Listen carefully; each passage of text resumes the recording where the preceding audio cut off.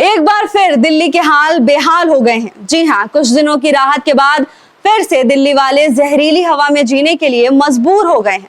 अभी हाल ही में खबर आई थी कि लगभग 11 महीने बाद दिल्ली वालों को जहरीली हवा से छुटकारा मिला था। G20 के कारण राजधानी में 3 दिन की पब्लिक हॉलिडे की गई थी। ऐसे में सभी दफ्तर और स्कूल बंद थे। छुट्टी के कारण सड़कों पर कम वाहन निकले, जिसके कारण प्रदूषण के स्तर में कमी आई थी। प्रदूषण के स्तर में जो गिरावट दर्ज की गई थी वो बस 4 दिन की चांदनी थी। विदेशी मेहमानों के आने से पहले राजधानी की तस्वीर जैसी थी, एक बार फिर से वैसी ही हो गई है। नमस्कार, आप देख रहे हैं पंचायत खबर और मैं हूं भावना त्रिपाठी। दिल वालों की दिल्ली सबसे प्रदूषित शहरों की लिस्ट में टॉप पर है। हालांकि दिल्ली सरकार ने प्रदूषण को नियंत्रित करने के लिए कई कदम भी उठाए थे, बावजूद इसके सुधार की कोई गुंजाइश नहीं दिख रही है।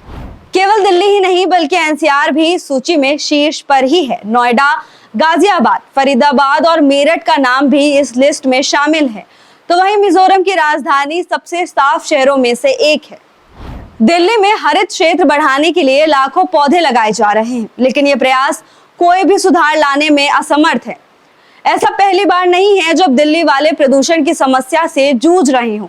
कई सालों से दिल्ली का दम घुट रहा है। तो वहीं हर साल पराली जलाने की वजह से भी प्रदूषण के स्तर में इजाफा होता है।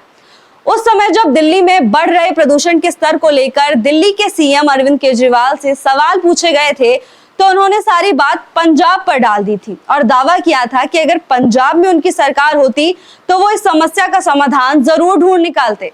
लेकिन अब तो इधर भी आप और उधर भी आप, यानी पंजाब में भी आम आदमी पार्टी की सरकार है और दिल्ली में भी।